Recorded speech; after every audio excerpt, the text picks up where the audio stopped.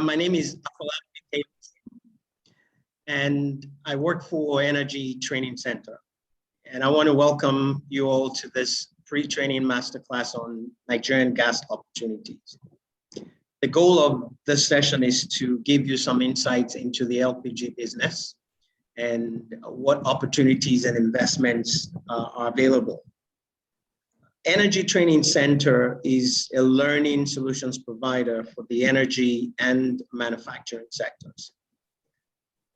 Energy, the topic of our conversation, and how we deploy it is critical to our national development. Now, with the current ongoing global energy transition and how Nigeria is positioning itself through various government policies, gas has become a major focus area. Now, having done multiple sessions on LPG business, Energy Training Center has evolved to providing complete solutions for those who want to enter into the LPG space. We will share more about that later. But now I'd like to introduce our subject matter expert for today. His name is Norbert Sheosuk. And Norbert is a leading authority in the Nigerian gas markets, playing key roles in the emergence of the NLNG Off-Takers Club that led to revival and growth of the Nigerian LPG sector from where it was then at 48,000 metric tons per annum in 2007 to approximately 1 million tons per annum as at 2019. Norbert then was the managing director of Harrick Oil Supply and Trading, which was a pioneer NLNG off-taker between 2007 and 2012. He has been a gas and commodities trader for over 10 years. He assisted Sirius Energy, Savannah Energy UK, and other oil and gas companies to secure oil acreages in Niger Republic between 2012 and 2013.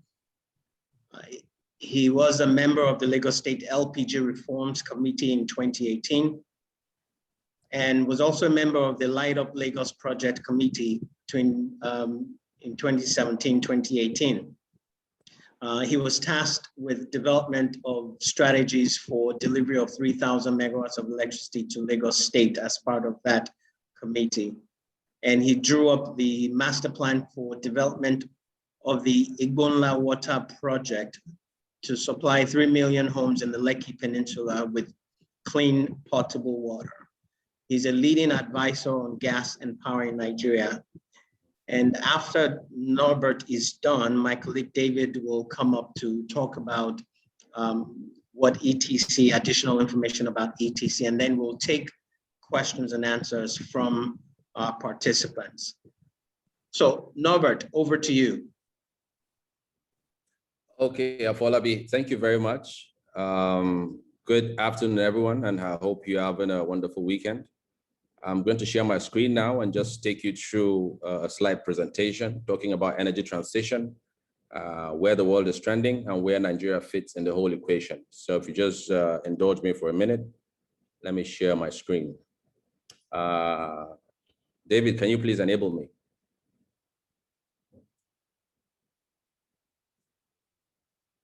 You can go ahead.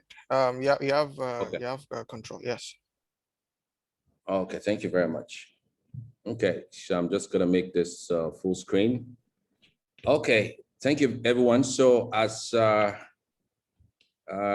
topic says, we're discussing the Nigerian gas market and in the place of gas in energy transition in general, and what opportunities are within the market and what you can be looking out for going forward. So today, I have just 20 minutes, so I'm just gonna rush through this. But the idea about this pre-training is just basically to give you insights into what you will be getting when you participate in the various programs of the Energy Training Center.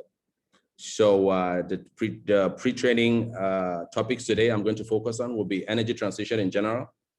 We're going to take a sort of a historical look at energy transitions over the past 2 centuries. We're also going to look at where the world is trending currently in terms of energy transition and where the gas equation fits in, where Nigeria also fits into the equation, what are the opportunities, the challenges along the value chain, and how you can participate. Indulge me for 15 minutes. Thank you. So now, talking about energy transition is basically a paradigm shift in the energy market. And in terms of where we are today with energy transition is about moving from fossil fuels to a sort of a net zero carbon market where cleaner burning fuels are favored by governments in terms of policy and also by private sector investment. So the world is trending towards sustainability, and usually energy transitions are driven by a few factors. Number one, availability of alternative fuels.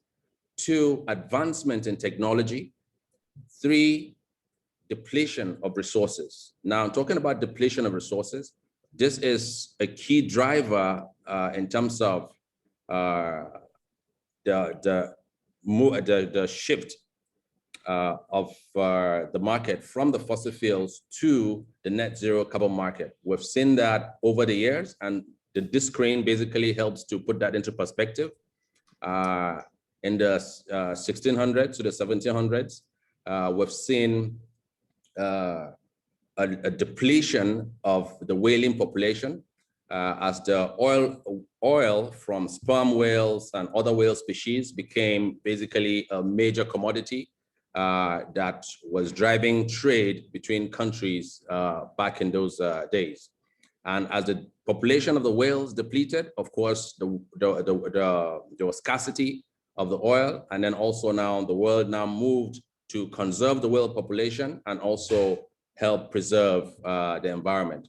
And then followed also the depletion of the forest as wood became a major commodity for railroad construction in the US, for construction of houses, for shipbuilding and so on. In Europe, which was used in combustion chambers for industries.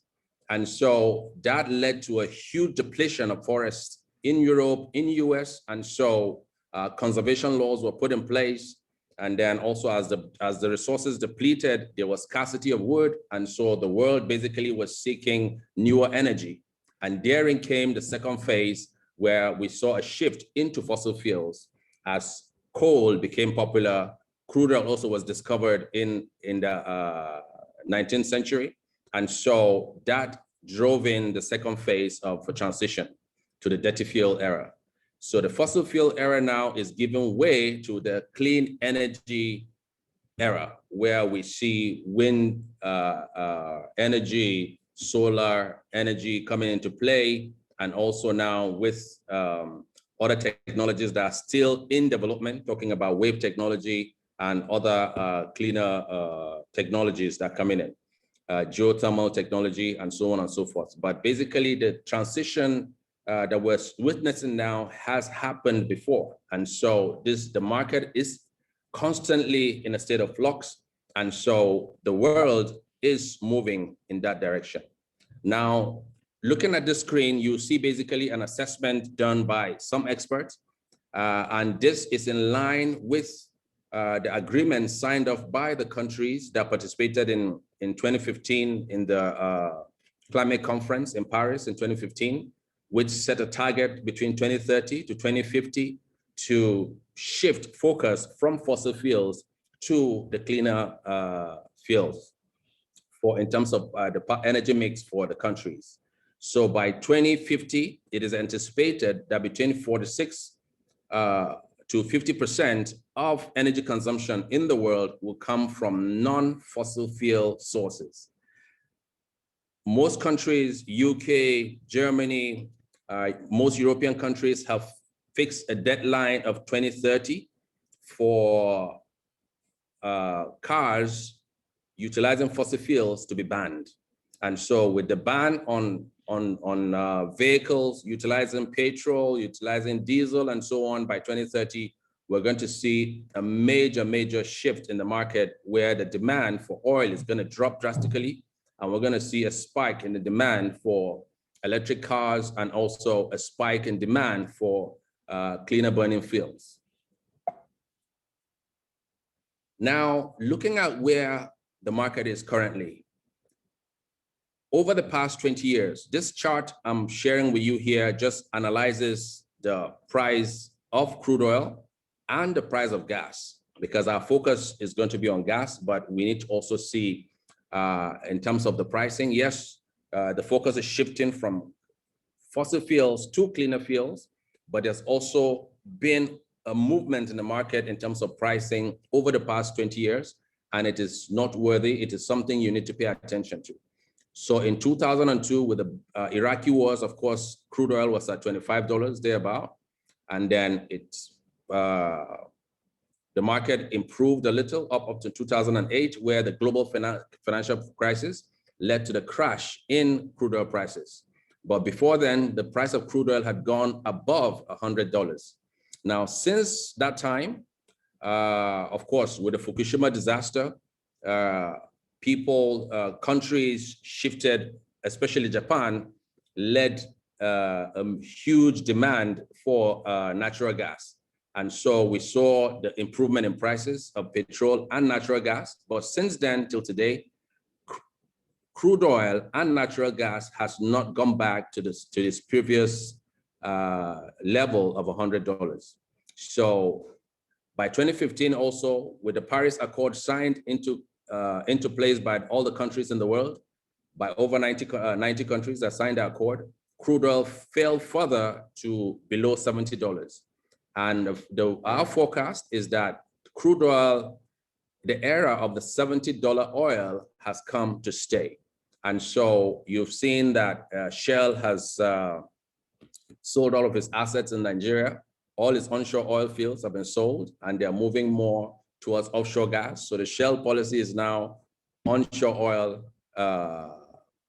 offshore oil, onshore gas. And so all of these are an indication, if the majors, including Shell, are shifting away from oil and selling all of the assets, is an indication of a bigger thing that's coming. Total has changed its name from Total to Total Energies. So it's clearly an indication of something coming. Now, looking at this chart, the blue line indicates natural gas prices. You can see the highest natural gas has gone to is probably like $14 per cubic meters, about per MMBTU, but it has, over the past 10 years, trended between $2 to $4. And so natural gas has become cheaper, and as such, you'll see a huge amount of investment from the US, Qatar, Australia, and so on, driving investment in natural gas liquefaction plants. And so you're going to see that most industries now and most countries are driving demand for natural gas than oil. And so this basically is an indication of what is happening. Recently, there was a conference 2 weeks ago in Nigeria where Nigeria and other African countries issued out a memo, a communique saying that there's a conspiracy around the world to deprive Africa of its oil wealth. Well, looking at this map as it is, if the Western world is driving towards cleaner oil, right? Looking at the picture in front of you, you'll see that the majors, the biggest oil reserve you have, of course, is Venezuela, followed by Saudi, and then you have Iran and Russia. Now, but other countries as well, including US, Libya, UAE, and all of that, all of them have major oil reserves. So if Europe is tending towards that, and if Saudi and everybody is part of the signature of the Paris Accord to drive investment in renewables, everybody in the world has something to lose. Looking at investment in 2019, the chart below, you at the bottom right, you see that China has invested over 83 billion in renewable energy. US has invested 55 billion, Japan 16, Brazil 6.5, Australia 5 billion, and so on. So UAE has also invested, Germany, France, and so on. So everybody has been investing in renewable energy. Why? Because the energy, the world is moving towards cleaner burning fuels. The question is, if Nigeria and Africa are crying foul over a conspiracy to deprive it of its oil wealth, Nigeria's oil wealth is just 2.9% of the total oil wealth in the world. Secondly, what have we done with our oil wealth in the past? Even if we're given 50 years or 100 years more, I don't see us utilizing our oil wealth for anything. And as such, it is time to join the fray and invest in renewables and invest in cleaner burning fuels, including gas. Now, that is where the world is trending. Where does Nigeria fit into the equation? In our assessment, Nigeria is more a gas nation than an oil nation. By our assessment, our 36 billion barrels of crude oil basically just means we have about 51 years of oil production. Compare that to gas. Nigeria has about 200 trillion cubic feet of gas in proven reserves and a probable reserve of over 600 trillion cubic feet. Now, that clearly, based on the proven gas reserves at the current production rate, it puts the life of our gas reserves at 128 years. Compare that to Saudi Arabia's gas reserves is about 77, Russia 76. Iran, with the biggest gas reserve, has about 136 years. So Nigeria has a role to play in the future of the gas market. With about 600 trillion cubic feet of gas, you're looking at least 300 years of gas market participation. Now, what is the value chain for gas and what can we apply gas for? Now, looking at the gas market, we'll split it into two, and we're going to focus more on fuel gases. Fuel gases include CNG and LPG. So starting from onshore production of gas, offshore production of gas, onto processing of the gas, separating it, taking out the liquids and also leaving out the dry gas, putting it into a pipeline. What it's used for in the market basically narrows down to industrial and district heating. It is used for fertilizer production, power generation, largely in Nigeria. But one area that is coming into play in the market in Nigeria here is CNG for automobile use, automotive fuel use, and also for industries. Is a major area that's coming to play, and we're going to showcase that in the subsequent slides. Now, the second aspect of the value chain that our courses will focus on would also be LPG. LPG basically is utilized in agriculture, in commercial and industrial applications. In Africa, it is largely used for domestic fuel. And in countries such as Turkey, you have over 4.5 million vehicles utilizing LPG as fuel. In Australia as well. In China, you have close to 4 million vehicles as well utilizing LPG. Now, what are the issues with CNG in the country? Number one, there are issues with availability in the market. There are issues also with accessibility, and that is further enhanced by this next slide. This slide here shows you in terms of where the market is in terms of CNG in Nigeria. There are about 5,000 vehicles, 5,000 to 6,000 vehicles currently, about 5,000 converted by NIPCO in Benin. You have about 200 to 500 trucks converted by Dangote for its own use. And so out of a population of over 11.7 million vehicles in circulation in Nigeria that use petrol, that use diesel, just about 5,000 of them or 6,000 use gas. And so that puts the market penetration for CNG in Nigeria at about less than 1%. Now, the infrastructure for availability of CNG for people to have access to this fuel is non-existent. All of the CNG facilities are down south. In Port Harcourt, you have some compressor stations. In Benin, you have the NIPCO compressor station. In the southwest, you have compressor stations and CNG facilities belonging to Wando and other providers. Outside the Southwest and the Southeast, there are no other CNG facilities. Of course, with the coming of the AKK, you're going to have access to gas all the way up to Kano. But that is the major trunk. You now need to put up compressor stations for you to be able to access the market in the north. So government at the moment will need investment in CNG facilities, daughter stations, in CNG distribution facilities, in CNG motor stations. And all of that is estimated at over $1.2 billion. If you're going to invest in CNG cascades, about $200 to $250 million required per annum to be able to convert these vehicles. And then CNG motor stations also are required across the entire country. You will see where this comes into relevance in my subsequent slides. Now, looking at where Nigeria is in comparison to other countries, Nigeria has about 5,000 vehicles and 17 retail stations, 9 compressor stations. Compare that to Iran. Iran has over 4.5 million vehicles utilizing CNG and about 2,400 CNG stations. So this is the journey Nigeria has to undertake. And this basically puts into perspective the opportunity that lies here if the plan of a government under the National Gas Expansion Program comes into play. For you to be able to convert 50% or at least 40% of Nigeria's 12 million vehicles in population, you will need to invest as much into developing at least 2,500 CNG stations and conversion for over 4.5 million vehicles. So this basically puts into perspective the kind of investment you need to drive Nigeria and drive this initiative the government is putting in place under the National Gas Expansion Program. Now, coming down to LPG, basically, the opportunity we see for LPG is mostly in the last mile. A lot of investment has come into storages. A lot of investment has come into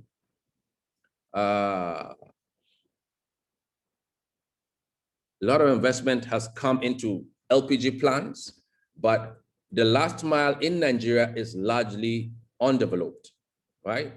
And one of the major issues in the last mile is the fact that there are no enough cylinders. By our estimation, Nigeria's, based on the last study done by KPMG, it puts the market penetration at about 13%. So if you do an estimation, that means we have about less than 5 million cylinders in circulation. Now, Nigeria, based on the National Bureau of Statistics, has about 35 to 40 million homes. And so if you have 4 million cylinders or 5 million cylinders, that means you have about 30 to 35 million cylinders to go for you to be able to have every home in Nigeria to have access to LPG. Compare that to South Africa. South Africa has a population of about 50 million people and 14 million households, but they have about 12 million cylinders in circulation. That means the penetration for LPG in South Africa is about 82% compared to Nigeria's 13%. So this basically is where we are with LPG. And by our estimation, the market as at last year did about 1 million tons. I compare that to KPMG's projections. By 2015, they gave a projection that the market will move to 900,000 tons by 2030 without interventions by government. And with interventions, they envisaged that the market would hit 3.6 million tons. Well, the market has defied all of those assessments. As of last year, 10 years ahead of time, the market hit 1 million tons. Now, this is largely a result of the effort of all of the stakeholders, especially driven by Nigeria LNG in their domestic project, a domestic scheme that started in 2007 in partnership with the Nigerian LPG Association. They have been able to drive the market by consistently making sure there are volumes available in the market. And so by 2015, when the government removed subsidy on kerosene, LPG was available, and we saw a spike in the demand for LPG. If the government interventions that are coming into place are put into consideration, you will see a market moving to close to 7 million tons per annum by our estimation. So this here shows you in terms of the gap. If I go by a KPMG estimation of 3.6 million tons, That means we have 2.6 million tons to go. If I go by my own estimations of where the market will be when the government interventions under the gas expansion programs comes into play, you're looking at close to 5 to 6 million tons in terms of market capacity. Now, looking more closely in terms of government policy and where it's trending at the moment, the government is putting its money where its mouth is. The government has put in place what we call the National Gas Expansion Program, initially making available 90 billion naira, but that 90 billion has now moved to about 250 billion that's available at the CBN for any company or individuals that's looking to invest in CNG or LPG. So this document here is an extract from that policy document that shows that government wants to implement a CNG penetration plan for conversion kits, also in-country firms for CNG conversion kits, OEM companies, they're going to have conversion programs and so on and so forth. So refilling stations, all of these initiatives can apply for loans under this intervention program that makes available close to 250 billion that anybody can have access to put in place this projects. For LPG, about 23 billion was voted under the gas expansion program, and the target is to provide about 30 million homes with cylinders. And so if you're planning to set up a gas plant, if you're planning to set up a cylinder factory, these funds are available for you through the CBN. You can apply through commercial bank. You can apply through NERSL if you're looking for a gas for about 50 million or less. If you're looking for up to 10 billion, you can go through Bank of Industry. Now, in terms of the model, so basically this picture here just it's a concept that we've been trying to sell to the government. I'm part of the team now working with Petroleum Equalization Fund, and also I've advised the National Assembly on the PIB in terms of implementing an infrastructure fund. So under the Petroleum Industry Bill, there will be established an infrastructure fund. That infrastructure fund will make funds available for equipment finance, also for last mile schemes, and also for consumer schemes for CNG and LPG. That infrastructure fund is going to be run, it will be funded by the government, and then it will also be funded subsequently by levies that will be collected on consumption of these fuels. And so anybody looking to set up auto gas stations, LPG plants, CNG stations, conversion workshops, LPG cylinder manufacturing, compressor stations, and so on and so forth. So this basically, this picture here sums up all of the initiatives you can come up with to be able to participate in this government's program and also participate in the emerging market for gas.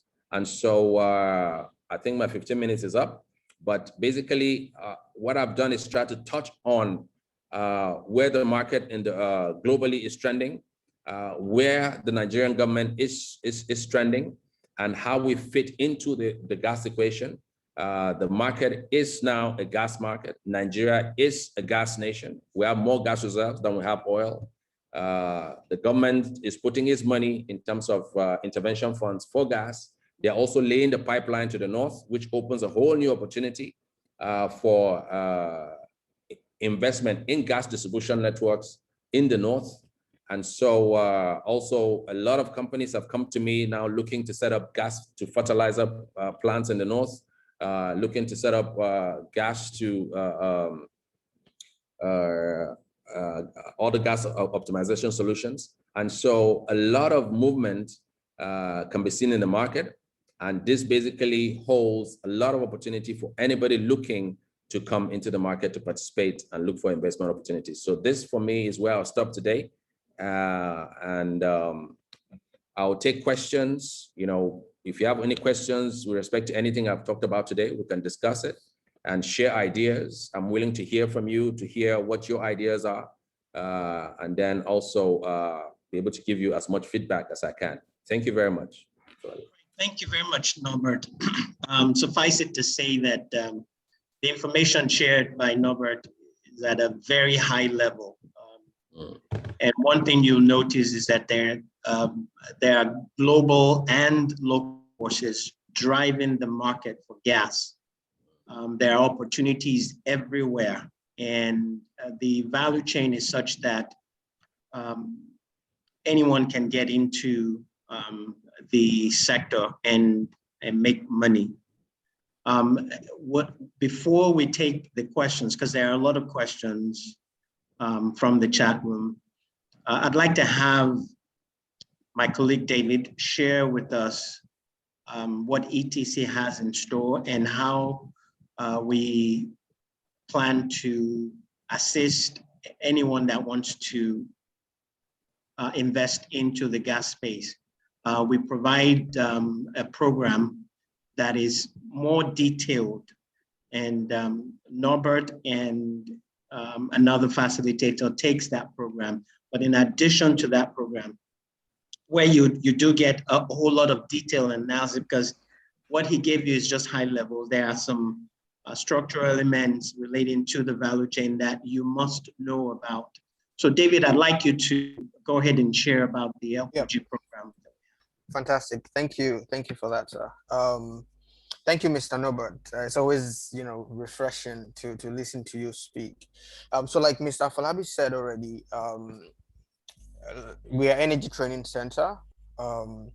We have always ran 2 editions now of what we call the LPG program, or how to start an LPG gas business in Nigeria, right? But we want to take it up a notch, right? Because we've gotten feedback from past participants and from our alumni group. They've given us feedback based on what they saw in the market, based on some of the benefits that they got from the training. And what we're trying to put up now is a one-stop shop, right? Kind of like end-to-end, right? For anybody who wants to be an investor, right? In the LPG space, right? So it's not just about the training anymore. It's not just about, how many hours did you spend on the training, right? But it's now, how do we help you get from the point of attending the training to the point of running your LPG business successfully, right? So like, you can see on my screen, the LPG program now, it involves the training, which is basically a 2 days learning intervention program. Mr. Norbert is one of our facilitators. And we have another facilitator as well who runs 3 LPG gas plants here in Lagos. She comes with a wealth of experience, and it would be great, just listening to her and learning from her, right? So there's also the consulting desk, right? So we usually encourage people to start from the training side, such that you get in-depth information more about what Mr. Norbert has talked about, right? And then we move on to the consulting desk. So think of it as having your own dedicated consultant, right, to take you through the process, right? So some of the top level activities that you have there is, helping you go through your business plan, making sure it's up to scope, right? Looking at your investment analysis, looking at your numbers, helping you ensure that all the DPR and all the regulatory requirements, that you need to conform to, right? Helping you to go through that process, providing advisory, and basically what you'd get, from world-class consultants. Another aspect of this program is the mentorship, right? And this is something that is very dear to me as a person, because the mentorship program gives you an opportunity to, get hands-on, experience, right? We usually run it from between 4 to 6 weeks at any of the gas plants that we work with here in Lagos. You basically look at, the operations, right? The day-to-day operations of a gas plant. You look at, things like, how you manage, your business. You look at your customer relationship. You look at the market relationships. We also look at accounting, LPG accounting. We look at HSE, which is something that is very critical, especially with everything that has been going on, right? We look at that as well. The other aspect of this program, right, is access to financing opportunities. You heard Mr. Norbert talk about it a little bit, right? What we want to do is we want to help you to prepare, right, by pointing you in the right direction, first of all, in terms of funding opportunities, and then helping you through that process, right, to make sure that, you know, you're putting your best foot forward, right, to be able to get those kind of fundings, right? And then, of course, the last benefit that you would get, you know, is just the access to the growing alumni network of people that we've worked with. Some of them are still, you know, in the early stages of setting up their business. Some of them have gone a long way, you know, some of them are already in the business, you know, and we just, you know that there's so much to learn from this group of people. Now, where do you start from?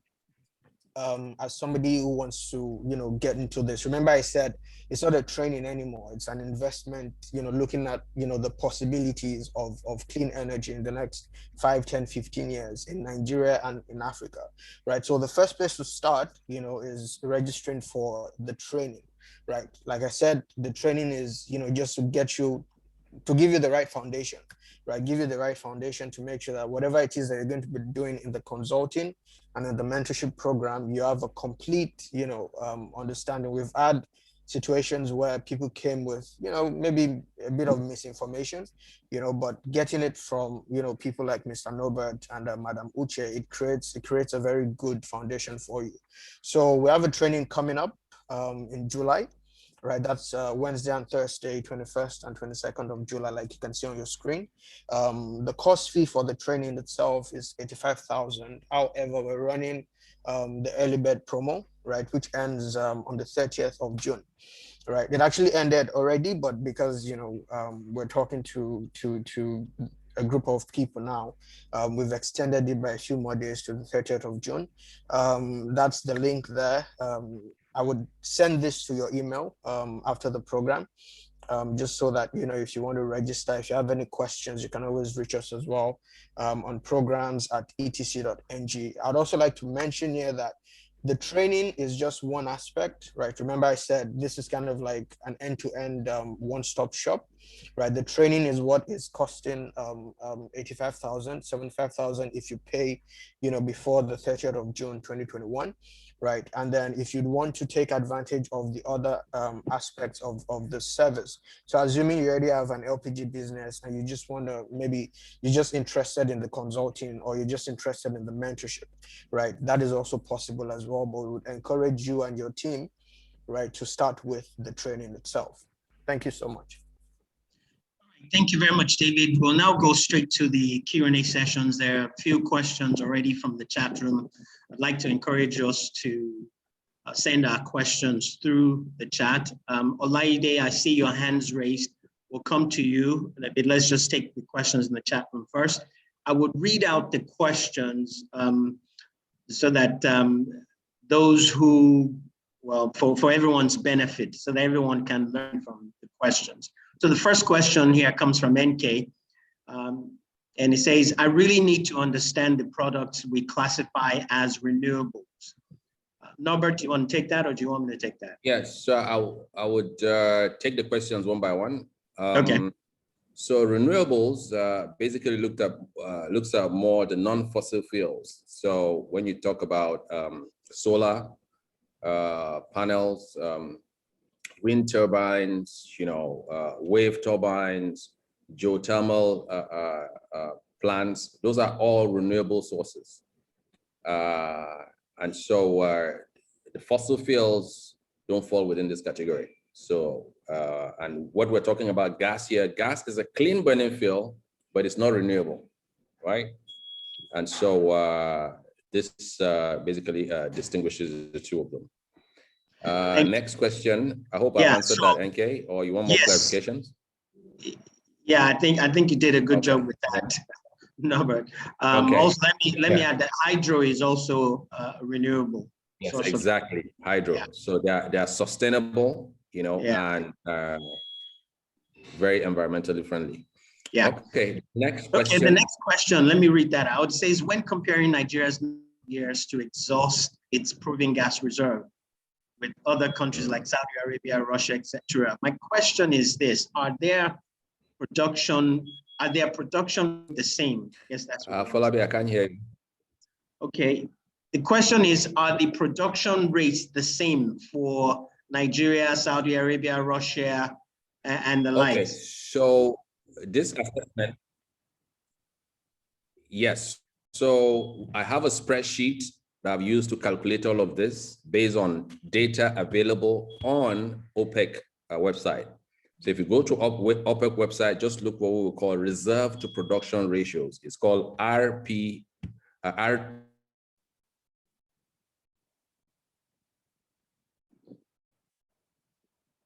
Hello, Norbert, are you still there? Looks like we have slight interruption in the internet connection.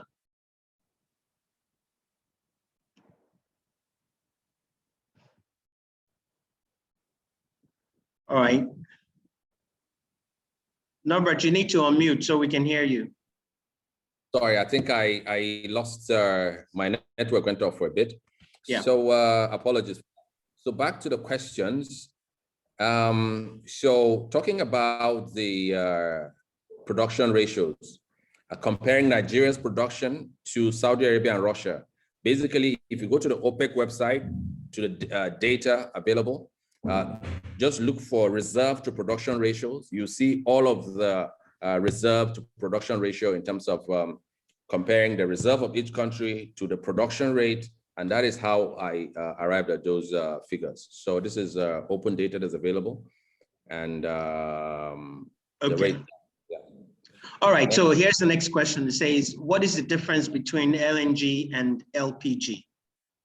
Okay, thank you. That's an easy one. So LNG means liquefied natural gas, and LPG is liquefied petroleum gas. LNG basically means natural gas that's been liquefied at about 100 minus 160 degrees, right? And then compressed at the same time. So it's compressed and liquefied at the same time. Basically, so it becomes LNG, which is easy to transport. But of course, it has to be kept cool at that minus 150 to 160 degrees at all times, which is why you see LNG vessels are refrigerated, LNG storage is refrigerated as well. LPG, on the other hand, there are two kinds of LPG. LPG is liquefied petroleum gas, is also extracted from wet gas. Basically, if I have to put up a chart, the LNG is natural gas, LPG is propane and butane.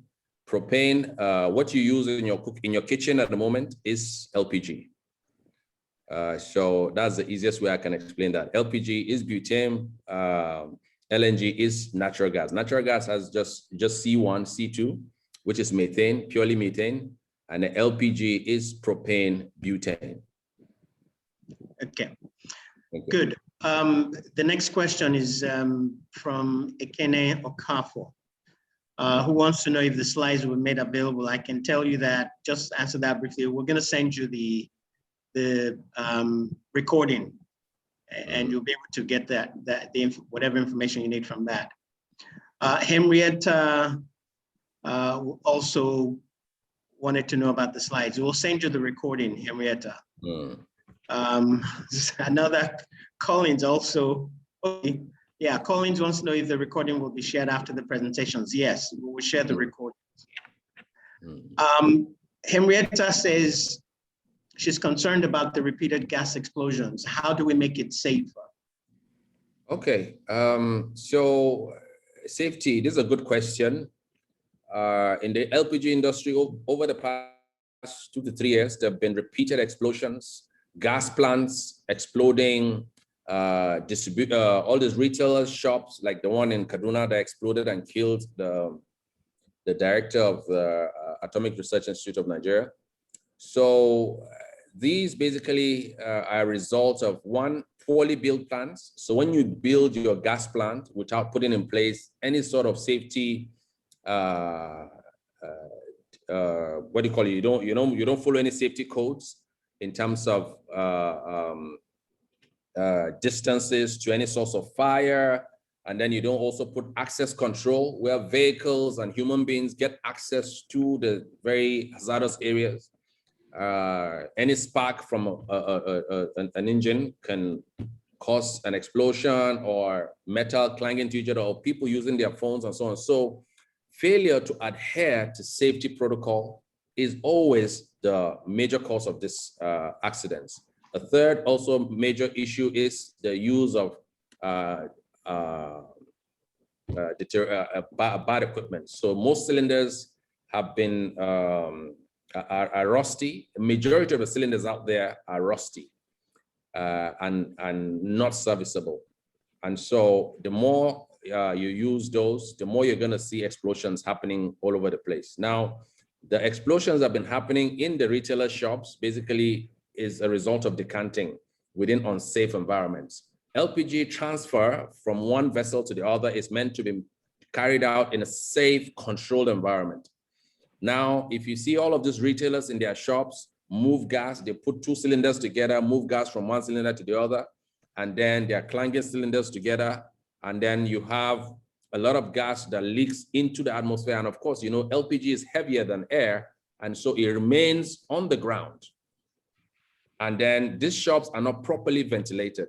And so the LPG that has accumulated on the ground, any source of ignition can easily ignite and cause an explosion. So there's a lot that the industry needs to do. The NLPGA is putting in place some measures.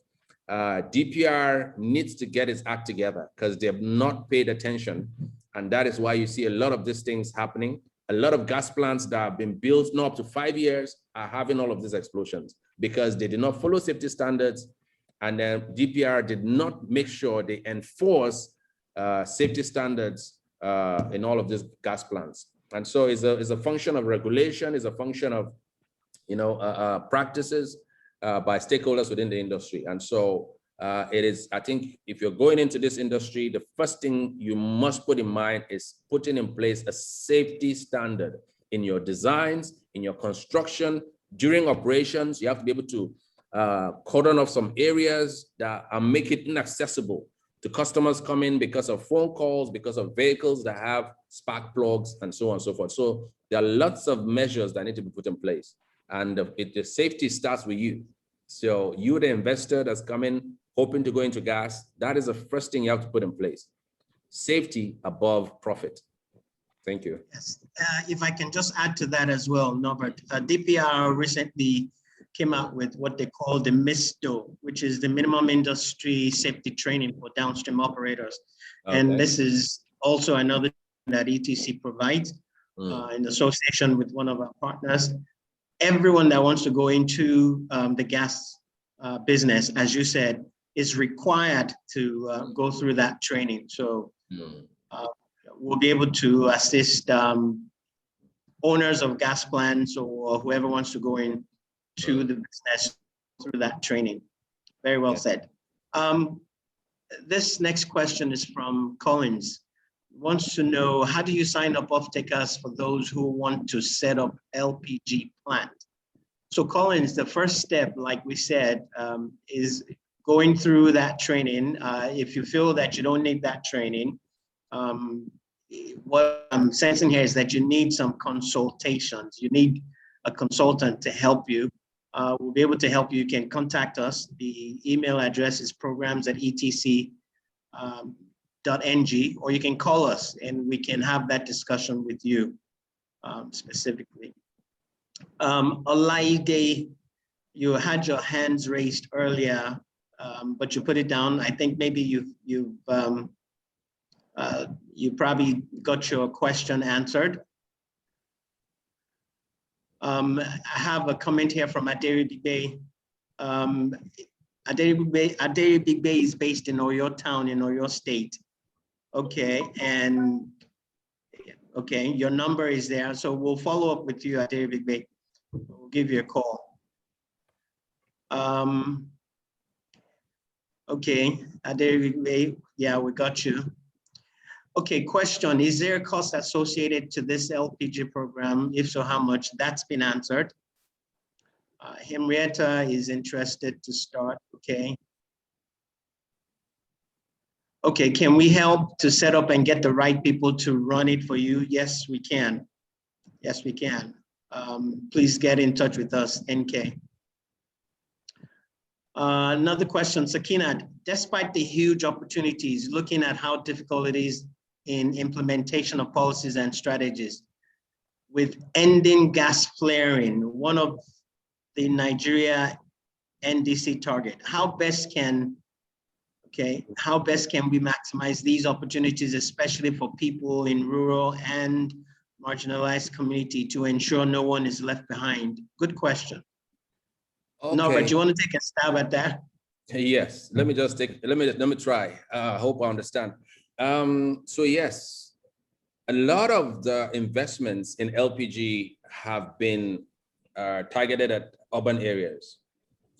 So a lot of the rural communities still have been cut off from the government programs.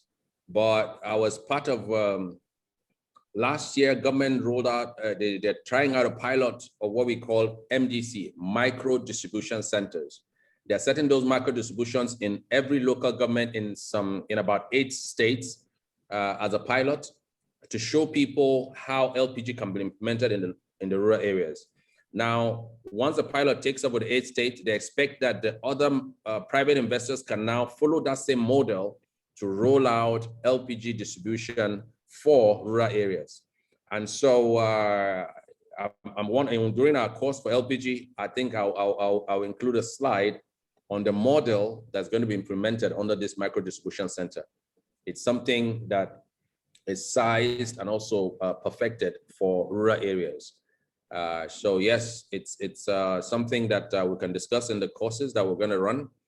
And there's a lot of opportunity in the rural areas, but there has to be a sort of an approach, which is a strategy to be able to get into those markets and tap the opportunities therein. There are opportunities for participation in under the National Gas Expansion Program, and government favors rural areas. And so rural areas are not left out in the government's implementation plan. And so we will share strategies on how to tap into those plans. Thank you. Great, thank you. So this next question is also very important. It's a good one. It's from NK, and it says, what's the minimum investment amount required to set up and run an LPG business from your experience? Well, looking at the last mile, if you want to be a distributor for gas, anywhere between 500,000 to $1 million, you can start distributing gas, right? You don't have to own a gas plant. You can partner with a gas plant, and then you roll out retail outlets. And then, so with 1 million, 1.5 million, I think you'll be up and running. So that's the minimum. If you want to be a gas plant, right? Whether you're looking at a mini plant, if you want a well set up mini plant, then you have to look at least 7 to 10 or at least upwards of 15 million there to set up a mini gas plant. If you're looking at a major gas plant, then you have to look at between 50 million to 100 million. And so under the National Gas Expansion Program, the government has made available funding through NERSL. NERSL is a NERSL microfinance bank. So the 250 billion naira government is rolling out. If you're looking for investments, 50 million and below, you can apply through NERSL. NERSL basically now is taking applications for anybody looking to set up a gas plant or a mini plant or go into last mile distribution for CNG or LPG that's not beyond 50 million. So you can actually go to NERSL and get that money. If you're looking for a bigger plant, 100 million, or you want to go into CNG retail and so on, then you have to look at least 100 million upwards. And for that, you have to go through a deposit money bank or maybe Bank of Industry, where you can access up to 10 billion naira to make your investment. So I hope that answers your question. All right, great. And a lot of this information is also shared during the training. He goes into that detail. So if you want to, please join the training. Ademola, I see your question about needing financing. Please reach out to us. We'll be able to help and support and point you in the right direction. I think you answered this other question. It's about what's available for CNG in the downstream sector, because presentation has been largely on LPG investment. I think you just spoke about that, but do you want to add anything to that? Yes. So if you look at my slides, when I got to the gas value chain, I started with LPG. I showed you how CNG, basically the kind of infrastructure you require to participate in CNG downstream. right? So starting from the compressor stations, right? Then you need the CNG cascades to transport the CNG. Then at the last mile, of course, you need a CNG retail outlet, right?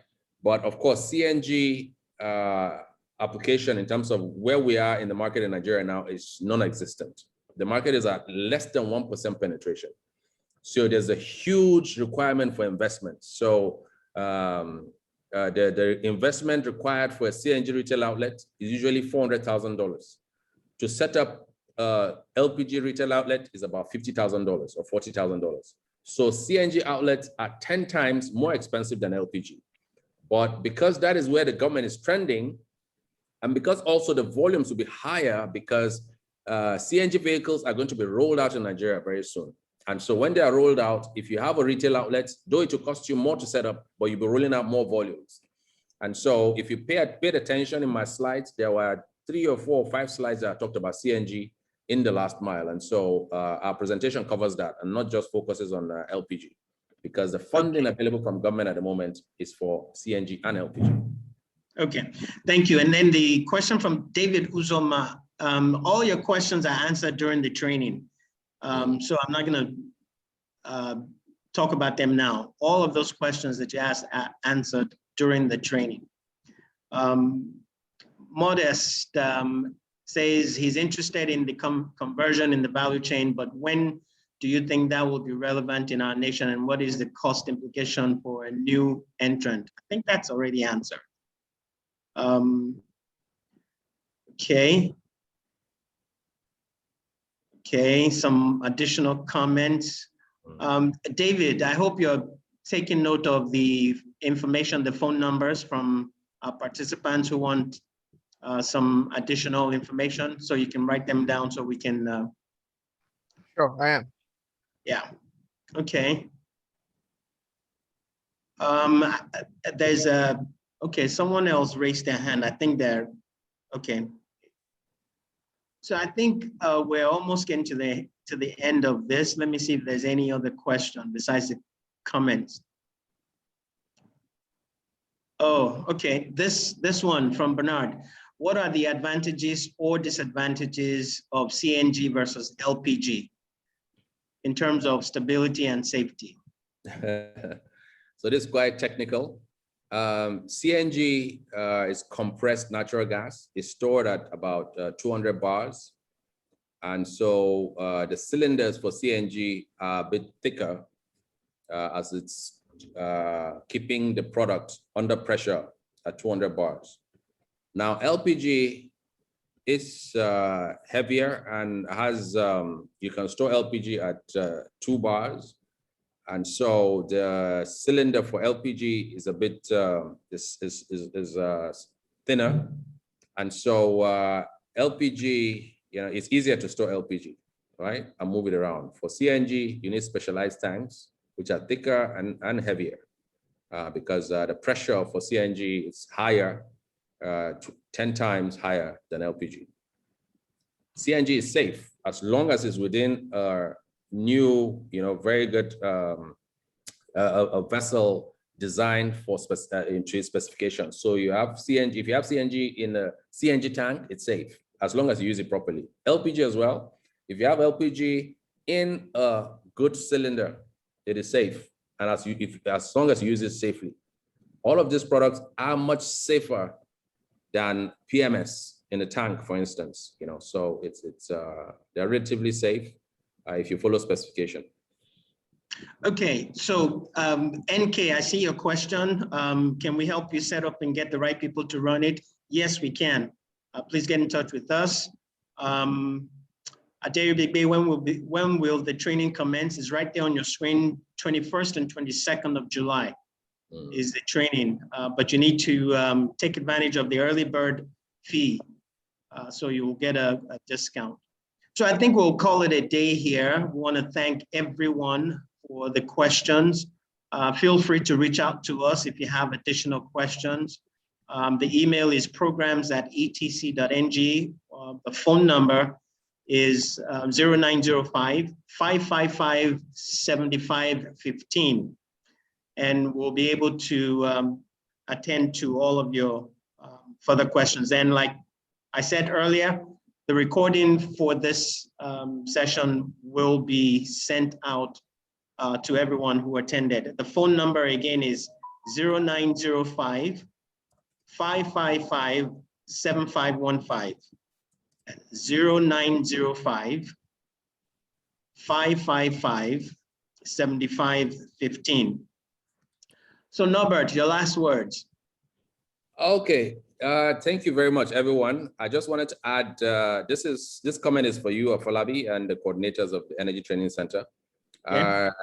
I wanted to say that, yes, this course is for how to start an LPG plant, but I think we need to put out something as well after that to talk about LNG, CNG, sorry. Yes, you know, we've talked about that for auto gas. Yes, we will, definitely. Okay. Auto gas and also other applications for CNG. Yes. Yeah, so that's that. So thank you very much, everyone. Yeah. Thank you all very much. Bye-bye. Okay, bye-bye.